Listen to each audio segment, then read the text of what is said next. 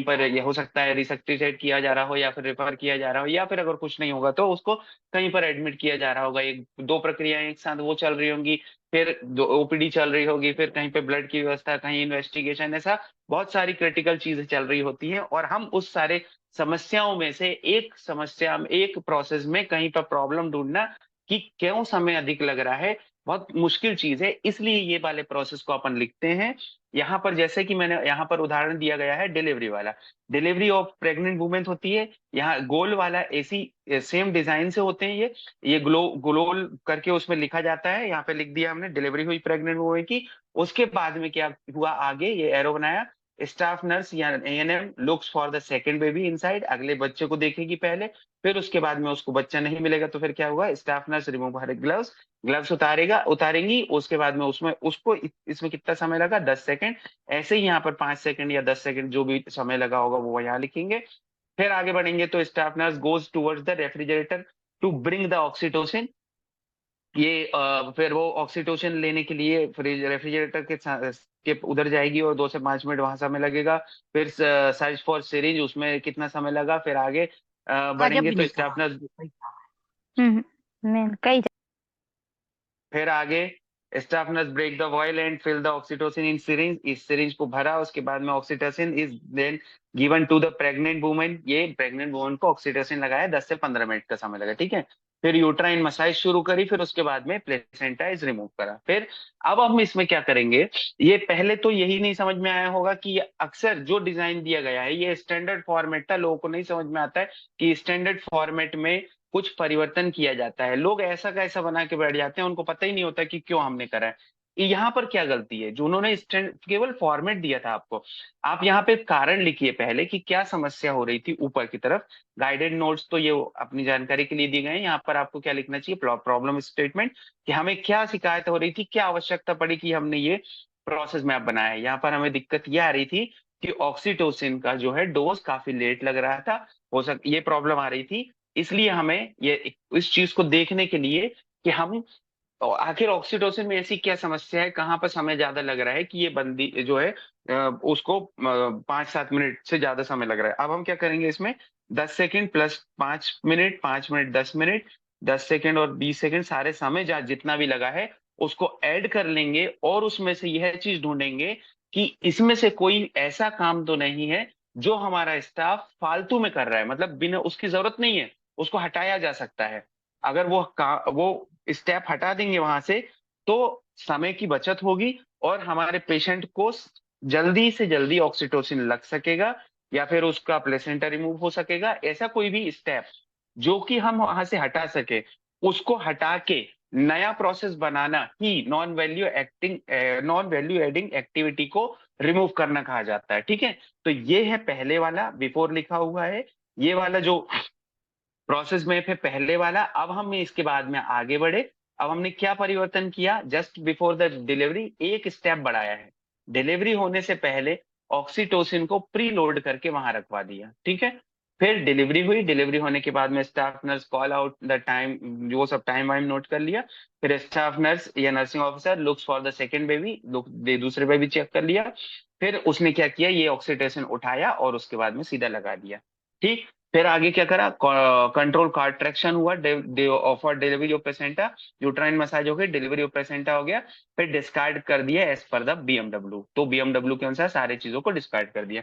अब देखिए ये क्या अंतर आया, ऊपर वाले में जो समय यहाँ पर 5 मिनट ये, 5 मिनट ये, 10 मिनट और 20 सेकेंड और 10 सेकेंड, 10 मिनट 30 सेकेंड का समय, और एक ये भी लग गया 15 मिनट, 15 मिनट और 25 मिनट 30 सेकेंड का समय ऑक्सीटोसिन लगने में लग रहा था। उसको हम कैसे 1 मिनट में अपन ने उनको कन्वर्ट कर दिया कि 1 मिनट बाद तुरंत उसको ऑक्सीटोसिन लग जाएगा।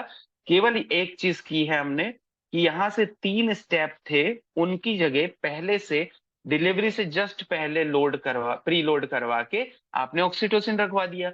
तो ये वाला जो काम था कि रेफ्रिजरेटर के पास में जाना और फिर वहां से सिरिंज ढूंढना, फिर ऑयल ढूंढना, फिर तोड़ना, फिर उसको लगाना, ये तीनों step non value adding activity में हो गए। ये किसी काम के तो थे नहीं हमारे, तो हमने इसको हटा दिया, है ना। इसी पूरे प्रोसेस को कि आपने कुछ एक ऐसा परिवर्तन करके, जो पहले प्रोसेस चल रही थी उस प्रोसेस में कुछ एक परिवर्तन करके और ऐसा प्रोसेस डेवलप करा जिससे कि परिज को फायदा हुआ, इस पूरी प्रक्रिया को करने के वहां पर मार्क्स मिलेंगे। ठीक है। अब यहाँ पर देखते हैं नॉन वैल्यू एडिंग, यहाँ पर फिर समरी लिखी जाती है। जैसे ऊपर आप प्रॉब्लम लिखेंगे कि इस प्रोसेस में अब मैं आपको करने की क्या आवश्यकता पड़ी, वो यहाँ पर लिखेंगे। और इसके बाद में फिर आगे बढ़ते हैं, तो फिर जो आफ्टर वाला पोर्शन आता है वो यहाँ लिखेंगे, ये वाले में non valued acting. Staff nurse goes toward the refrigerator to bring the oxytocin, ये फालतू में स्टेप कर रहे थे। फिर staff nurse search the syringe, ये फालतू का था।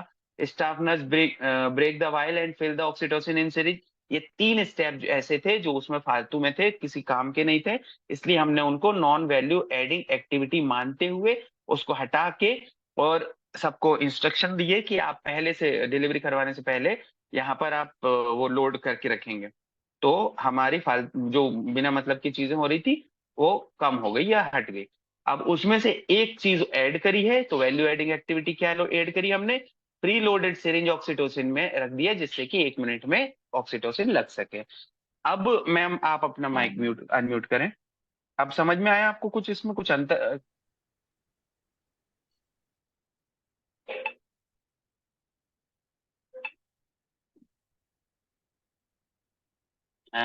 मैंने पूछा किससे था मैं ही भूल गया। मैं डॉक्टर मोनिका शायद आपसे पूछा था। जी सर। मैम अभी समझ में आया क्यों करते हैं, क्या होती हैं, कुछ समझ में आया? हाँ सर, बिल्कुल समझ में आ गया सब कुछ। है ना। तो जी। हमारा यही कहना था कि जो अपन वो एक सेकंड में इसको देख लेते हैं आगे, पुराना प्रेजेंटेशन पे वापस आ जाते हैं, वो ज्यादा सही रहेगा। ये हम यहाँ पर 3 पॉइंट में ही मार्क्स मिलते हैं यहाँ पे प्रोसेस मैपिंग के। कोई भी क्रिटिकल प्रोसेस को आपने मैप किया हो, उसके बाद में दूसरा नॉन वैल्यू एक्टिंग एक्टिविटी को आइडेंटिफाई किया हो, और फिर प्रोसेस को इम्प्रूव करने के लिए और इम्प्रूवमेंट करने के लिए उसमें आपने कोई करेक्टिव एक्शन लिया हो। मतलब जो 2 पेज का हमने नीचे वो करा है, या अभी क्लियर हुआ होगा कि ये प्रोसेस मैप क्या होता है। ऐसे ही जो अगर चाहे आपको सबको क्लियर हुआ, समझ में आया, अगर किसी को कुछ पूछना हो तो बिल्कुल पूछ सकते हैं अपन। इसको कोई एग्जाम्पल से समझना हो तो वो भी कर सकते हैं कल जैसे। कोई कुछ सवाल पूछना चाहता है?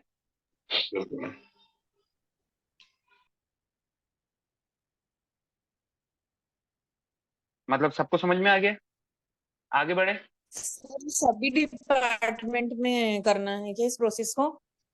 क्या बोल रहे हैं जी कविता जी, क्या बोल रहे हैं आप? समझ में नहीं आया, मेरे को सुनाई नहीं दिया।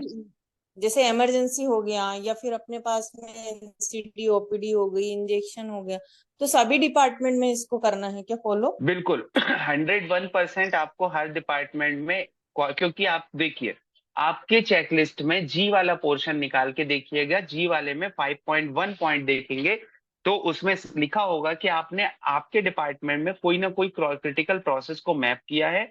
उसको मैप करने के बाद में वहां से कोई नॉन वैल्यू एडिंग एक्टिविटी को हटाया है और उसके बाद में वो प्रोसेस को इम्प्रूव करके दिखाया है।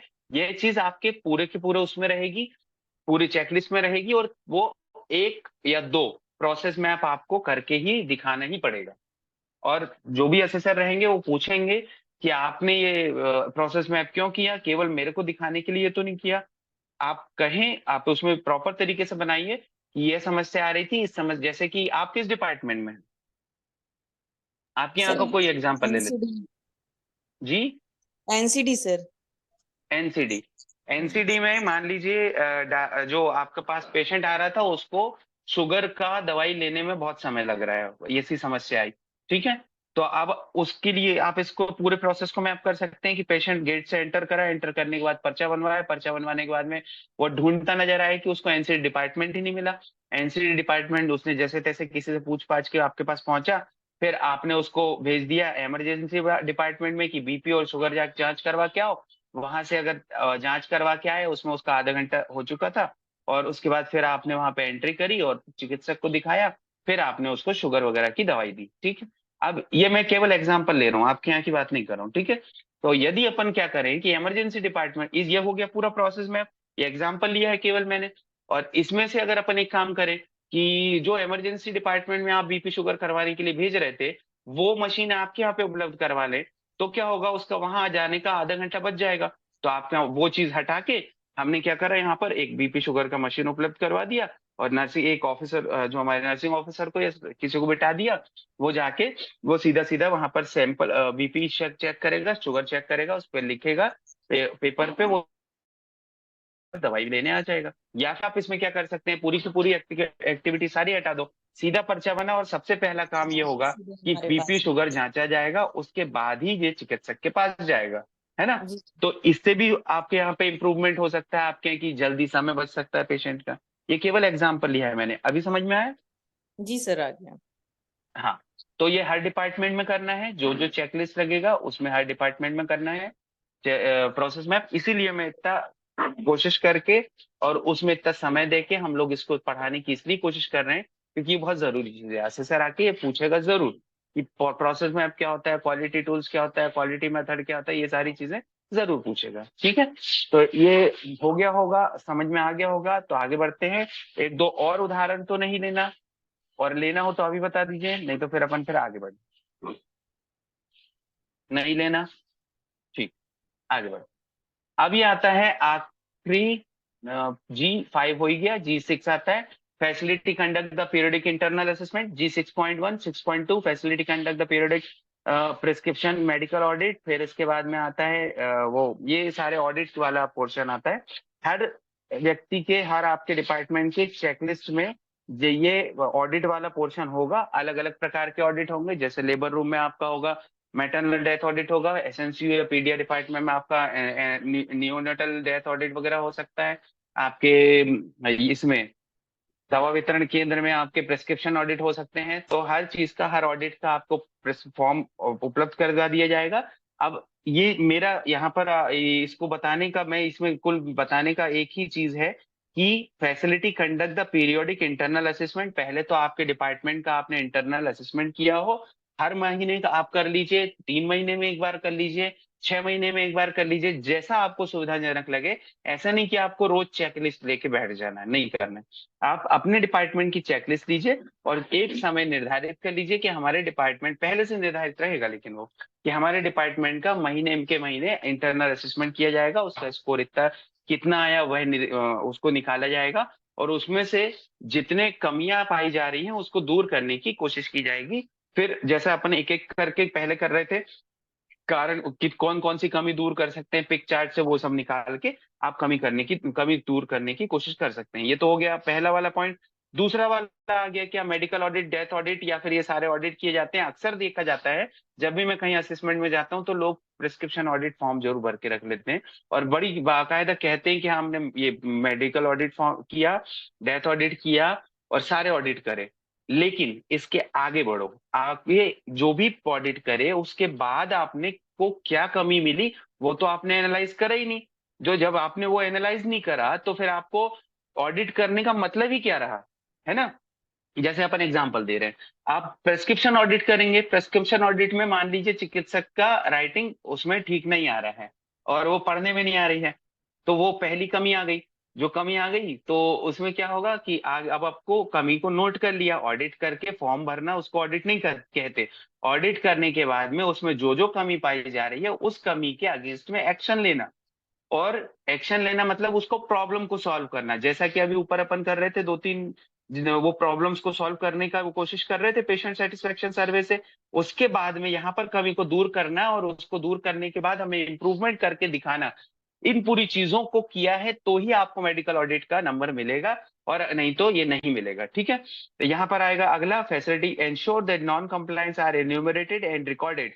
मतलब पहला आपने ऑडिट करा है, उसके बाद में जो जो कमियां महसूस हुई है उसको हमने लिखा है, फिर उसके बाद में एक्शन प्लान बनाया है इन्हीं कमियों के ऊपर कि इन कमियों को कैसे दूर किया जा सके।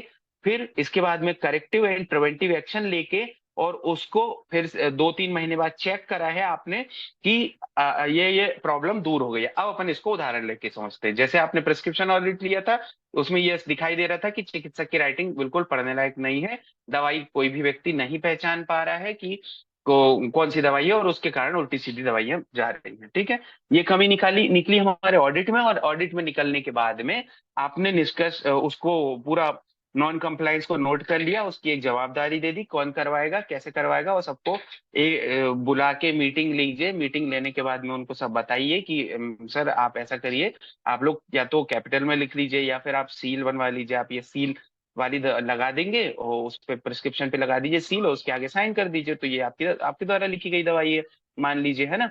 तो जो भी तरह से हो, हमने उस प्रॉब्लम को सॉल्व करा है, और सॉल्व करने के बाद में नीचे कंक्लूजन निकाला कि हमारे ये इस तारीख को ऑडिट हुआ था, इस तारीख को ऑडिट होने के बाद में 2 महीने बाद में, सॉरी 10 दिन 5 दिन के बाद में हमने मीटिंग ली और उसका ये सॉल्यूशन निकाला। सॉल्यूशन निकालने के बाद में हमने फिर से चेक करा 1 महीने बाद या 2 महीने बाद कि हमारे यहाँ पर अब लोगों की प्रिस्क्रिप्शन ऑडिट में दोबारा तो कमी नहीं आ रही, अब तो पढ़ने में आ रही है ना दवाई, है ना। तो ये पूरी चीजें करने का आपको G6.1 से लेके G6.5 तक का मार्क्स मिल जाएगा। अन्यथा इसमें कहीं भी एक वो रहेगा तो वो उसका नहीं मिलेगा। तो मेरे हिसाब से क्लियर होगा शायद। समझ में आया? कौन बताएगा? सुदामा माइक करो, ऑन करो। समझ में आया क्या जी कहना सर। चाह रहा हूं मैं? हाँ सर, आ गए सर। मैं ये बोल रही थी कि रेफर ऑडिट का फॉर्मेट तो मेरे पास है, डेथ हाँ, ऑडिट का अगर आपके पास होगा तो शेयर कर वो दीजिएगा। आपको मिल जाएगा, और वो सारे ऑडिट के हम इकट्ठा करके आपको दे देंगे, जितने फॉर्मेट है, ठीक हाँ है। सर, अब आप जैसे आपका, हाँ सर, आप, मैं समझ गया। अब आपका रेफर रेफर ऑडिट का ऑडिट है, किया है आपने सर। रेफर ऑडिट किया, उसके बाद में उसमें क्या कमी आई, कमी क्या मिल रही थी, क्या गैप मिल रहे थे आपको उसमें? सर उसमें जैसे कि हमने रेफर ऑडिट किया था ना, तो अपने यहाँ पे जैसे जो इनबॉर्न प्री टर्म डेथ ज्यादा थी, तो उस पे किया था हम्म। सर। तो उसमें अपन को ये गैप मिल रहा था कि डेक्सा का था, कि जैसे कि हम्म। यहाँ तो इनबॉर्न रहते तो लग जाते, कभी कभी जल्दी आती है मदर, तो उसको नहीं हम्म। मिल पाता। तो उसके लिए हमने फिर जो एएनसी राउंड था, जैसे कि हम्म। पीएनसी वाले तो लेते हैं, तो हमने हम्म। मतलब एएनसी स्टाफ से भी बोला कि वो भी एएनसी राउंड ले, जिससे पता चले कि डेक्सा किसको लगा है किसको नहीं लगा है। हम्म। हम्म। सर डेक्सा का इशू निकला था। नहीं, तो उसका निकला था, तो अब ये क्या, ये तो तुम रेफर ऑडिट बोल रही हो ना? हाँ सर, रेफर ऑडिट का काफी, क्योंकि अपने यहाँ पर न्यूनेटल इनबॉर्न का था, रेफर का ही बनाया ठीक था, है, आप डेथ का मुझे, भी और किया था फिर सर, उसके बाद में फॉर्मेट आपने नहीं वो मिल पाया फिर था। लगने लग गए, पहले कितना परसेंट लगते थे डेक्सा और अब कितने परसेंट हाँ लगने लग सर, गए आपकी एक कार्रवाई करने के जी बाद? कितने सर संख्यात्मक रूप इसमें से से बोलो। जैसे कि संख्यात्मक रूप से सर फिर भी 50% तो समथिंग हो फिर गया भी है। नहीं, एग्जैक्ट डाटा और चाहिए जैसे लिखा अभी हुआ। आउट लिखा हुआ सर।